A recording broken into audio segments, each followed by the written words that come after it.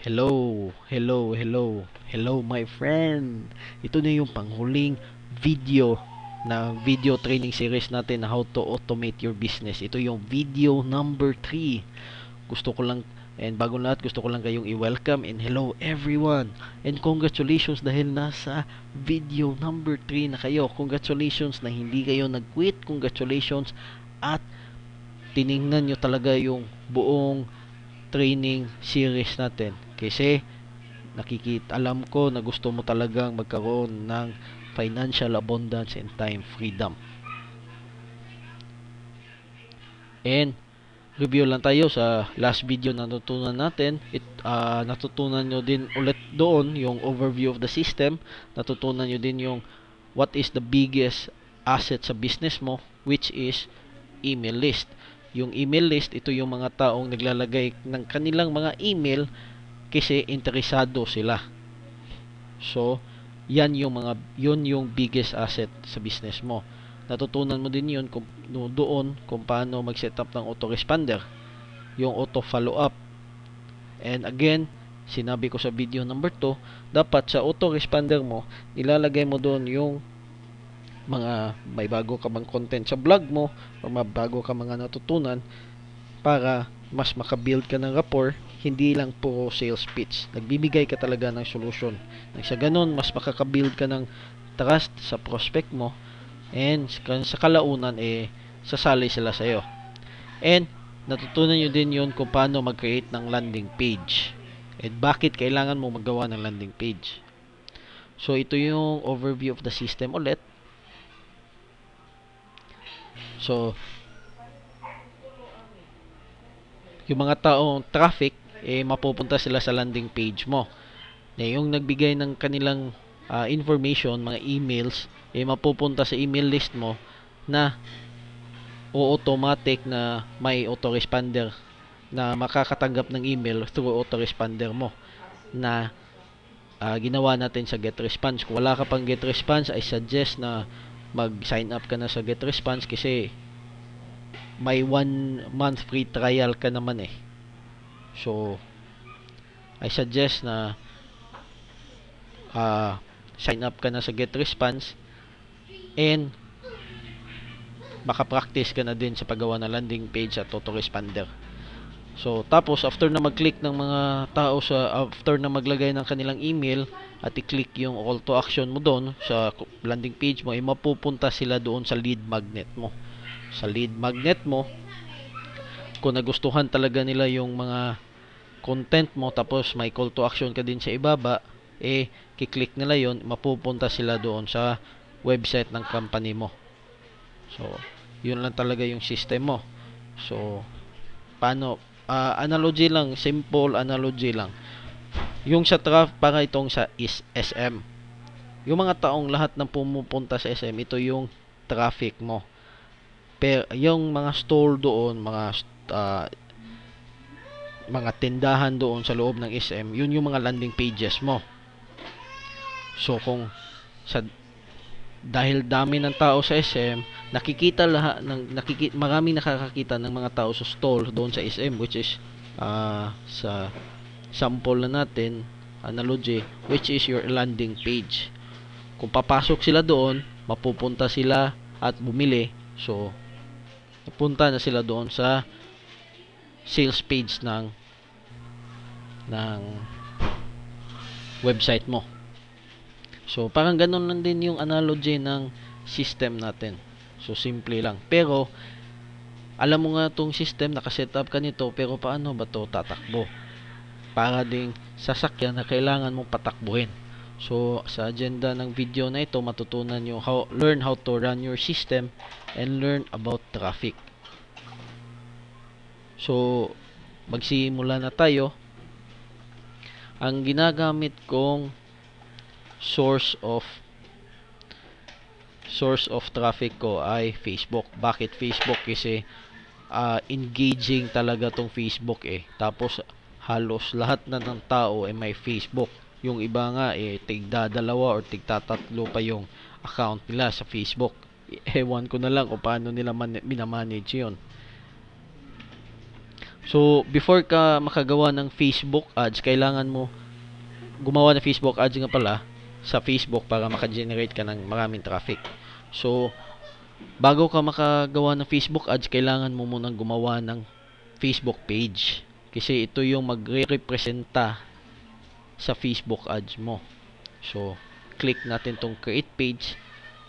So, para mas makilala ka ng mga tao na ikaw ito yung ginagawa mo, pwede kang mamili dito sa category na public figure. Yung sa akin, pipiliin ko tong public figure, tapos click ko tong entrepreneur, tapos lagyan mo ng pangalan yung Facebook page mo. So, sample natin, Mark Butuanon. Click natin tong get started. May nakapangalan na pala. May nagawa kasi ako na video din noon na tungkol dito. So, yan. Tapos, dito sa about, lagay mo dito yung para saan ba tong Facebook page mo. Ano ba yung mga ginagawa mo dito? Ano ba yung pwedeng makita? Ano ba yung pwedeng matutunan ng mga tao pagkabisita nila sa Facebook page mo? So, kahit ano ba yung purpose mo, lagay mo diyan sa Facebook page mo. Tapos, click mo tong save info. So, sa ating training lang ngayon, skip ko na lang to.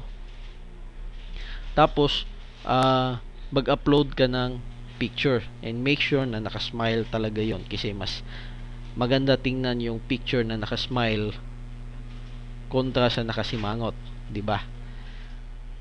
Tapos click mo tong save photo, and dito sa favorites, ito lang yung magbibigay sa iyo ng easy access sa Facebook page mo pagka login mo sa Facebook. Pwede mo tong i-add to favorite, pwede ding hindi. Tapos click mo ito. Din dito sa preferred page audience, ituturo ko na lang ito sa inyo once nakagawa na tayo ng Facebook ads. So, click mo tong save. Yung sa akin, skip ko na lang to. Tapos, ito na yung pakita ko sa inyo yung Facebook page ko. Ito na yung Facebook page ko. Ito yung mukha niya. So, after mo makagawa ng Facebook page, ito na. Gagawa na tayo ng Facebook ads. So, click natin tong nakabaliktad na triangle, yung kanina, sa upper right hand corner ng browser mo. Tapos, click mo doon create ads. Tapos, may iba-ibang objective dito. Yung iba kasi dito, lalong-lalo na sa conversion, for advanced na kasi ito So, for our training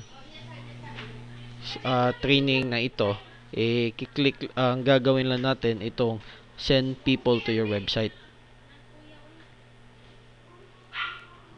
Tapos sa campaign name, lagay mo dito kung ano yung gusto mong pangalan ng campaign mo. Campaign mo, yung sinabi ko ulit sa get response, ito yung kung parang tracking mo. Ito yung tracking mo sa ganitong ino-offer mo, ilang tao na ba yung nakabisita, kung effective ba siya. Yan. Tapos, after mo malagyan ng pangalan, campaign name, click mo tong continue.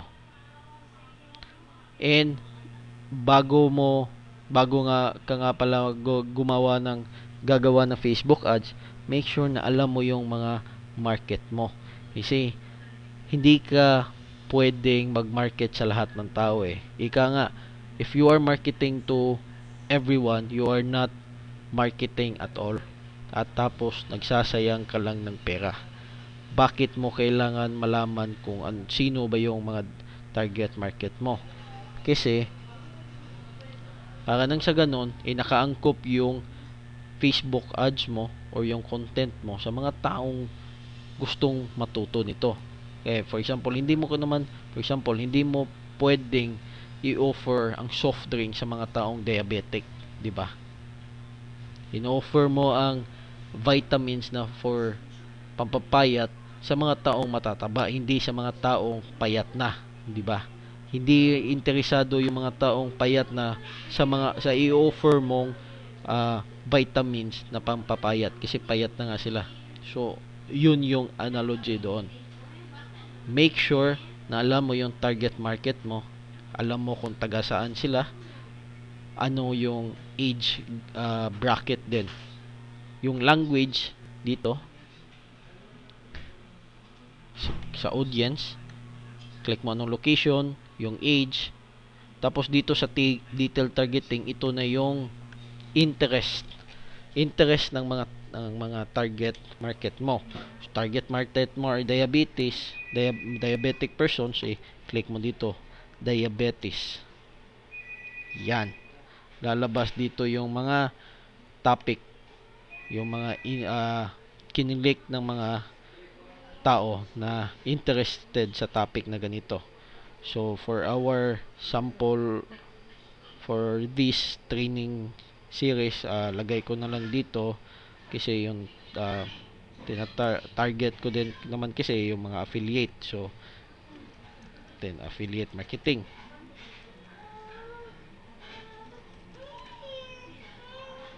Yan, yung tina-target ko sa isang Facebook ads ko. Yan, click mo yung affiliate marketing. Make sure na huwag kang maglalagay ng sobrang dami dito kasi magiging broad na yun, hindi na specific. I suggest na 1 to 2 interest lang yung lagay mo dyan sa detail targeting.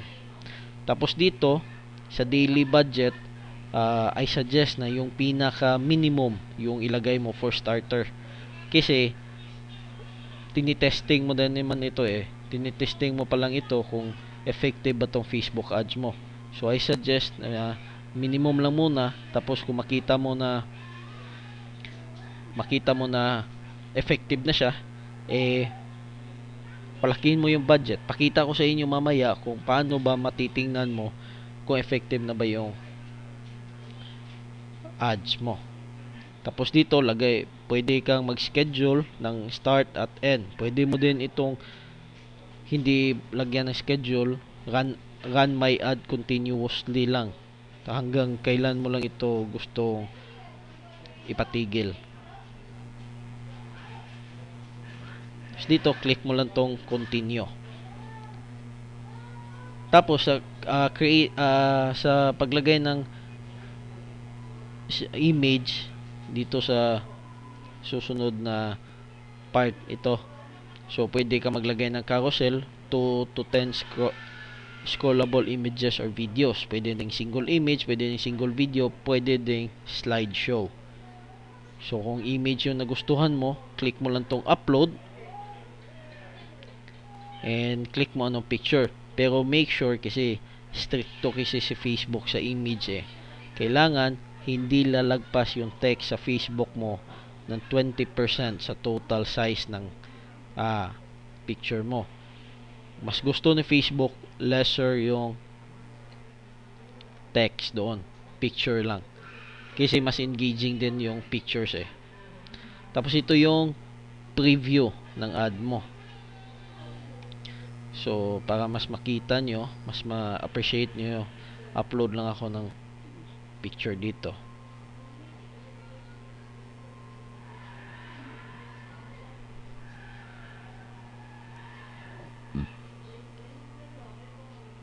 Yan. Kung yung picture mo ay hindi papasa sa recommended image size ni Facebook,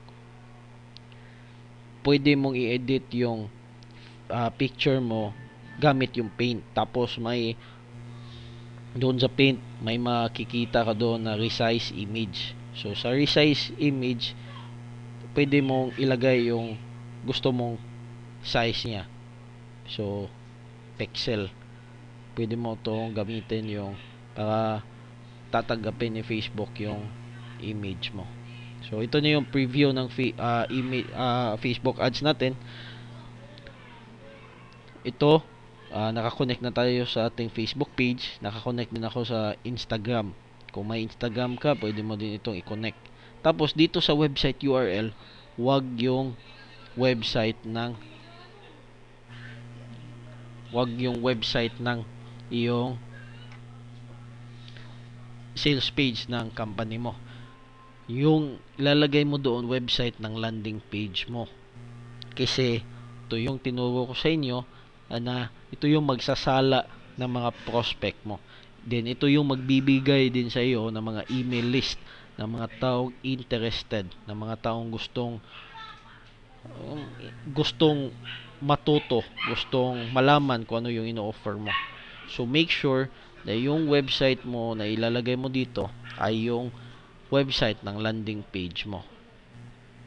Tapos dito sa headline, pwede mong ilagay dito yung headline ng yung landing page. And make sure wag mo yung ilagay yung income. Example, learn how to earn 200,000 in 1 month. Wag yung ganon kasi magiging ibablock ka doon ni Facebook. Magiging violator ka ng rule nila. So, wag yung mga spammy style na headline. So, make your headline na catchy and informative and solution provider. Tapos dito sa text mo, ito yung text na malalagay dito sa ibabaw, and make sure yung text mo konektado sa headline mo. Hindi pwede na yung headline mo tungkol sa pampapayat tapos yung text mo tungkol sa pampataba. Hindi sila magkatugma. Tapos dito sa call to action, ito yung pinaka-common, ito yung pinaka-basic, learn more. Ito yung magbibigay ng prospect mo ng idea kung ano yung dapat nilang susunod na gagawin. Tapos dito sa newsfeed, para lang itong text, pero hindi sila dapat na magkatugma yung nilalagay mo dito. Mas in-explain mo lang dito yung mga ano ba yung mga pwede din nilang makuha sa ads na to. Tapos dito sa display link, pwede mong ilagay dito yung link ng website mo. Then, click mo tong place order. Then dito sa place order, after dito, hihingi si Facebook sa iyo ng mode of payment, either credit card or PayPal. So, may instruction din doon si Facebook kung paano yun. At sobrang dali lang din yun. So, ito na. Yun na yung pag-set up ng ating gasolina para mapatakbo tong system natin. So, kahit nagbakasyon ka, may Facebook ads ka na, nag-run siya automatic dahil nire-run ito ni Facebook. May mga traffic ka na, mapupunta na sila dito sa landing page mo. Paglagay nila ng email list nila, ay email ads nila, click nila yung website, yung call to action mo doon sa landing page mo, mapupunta sila doon sa lead magnet mo. Doon sa lead magnet nyo, natutunan nyo din yun kung paano mo ililink yung mga tao na interested doon sa papunta na sa sales page ng web company nyo. Tapos doon ng mga taong nagbigay ng kanilang email ads doon sa landing page mo, mapupunta sa email list mo, and automatic na magpa-follow up si GetResponse. So again, I suggest na mag-sign up na kayo sa GetResponse para makapag-practice din kayo. So, paano mo ba matitingnan kung effective na yung Facebook ads mo? So, dito sa Ads Manager, click mo tong Ads Manager.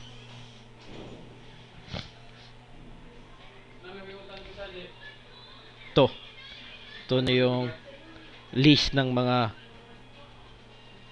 ads mo, mga campaign mo. So, paano mo ba malalaman? Make sure na yung resulta mo, yung results mo, i-divide mo sa reach mo. And at least 1%. 1% yung lalabas na resulta. So, ito, for example, yung 3318, ito yung result ko. 3318, i-divide natin sa reach na 31552. So, 10.5%. So, effective to na Facebook page. Tapos, yung cost ko, 0.66 per conversion. Bali, ito yung cost kung every time na mag-click yung mga prospect, yung mga tao sa ads ko. Paano mo ba ito paliitin? Maglagay ka ng gawa ka ng iba't ibang landing pages. Mag-experiment ka. Kasi kung marami na din naman kasi gumagamit ng ganyong style, like sample yung sa kung yung image mo sa Facebook ads mo marami gumagamit doon, mas hindi nag-stand out yung ads mo, mas mahal yung per conversion doon. So make sure na kakaiba siya pero catchy. And again, read the policy sa Facebook ng ads nila. So yun yung technique para malaman mo na kung pwede na bang palakihin mo yung budget mo sa Facebook ads mo or gawa ka ng iba. So yun na yun. Yun na ang buong sistema ng para ma-automate mo yung business mo. And as I said earlier, na tingnan mo tong video number 3 kasi may bonus ako na ibibigay sa iyo. Dito sa ibaba ng video number 3 na ito, may bonus ako na nilagay. Sa bonus na ito, matutunan mo in-depth ano tong landing page. Matutunan mo paano tong lead magnet, matutunan mo tong email list and autoresponder, pati yung ano yung mga email, ano yung style ng pag-email, matutunan mo din. At buong pag-run nito sa Facebook, matutunan mo din. And ang kaganda sa system na ito, kahit hindi ka pa gagawa ng autoresponder, yung sistema, may sistema na naggagawa ng autoresponder para sa iyo. So, ang gawin mo na lang, mag-promote. Gawa ka ng landing page. Gawa ka ng landing page, tapos, bibigyan ka ng instruction doon na kung saan mo ililink. So, yung mga tao na naglagay na ng kanilang email list, may matatanggap na automatic na auto responder. So, click mo ang bonus sa ibaba para mas matutunan mo kung ano ito. So, congratulations for taking action para makuha mo ang resulta na ginugusto mo. Congratulations na tinapos mo ang training series na ito, and I'm looking forward for your success. Once again, this is Mark Gerbert Buktuanon, and God bless everyone.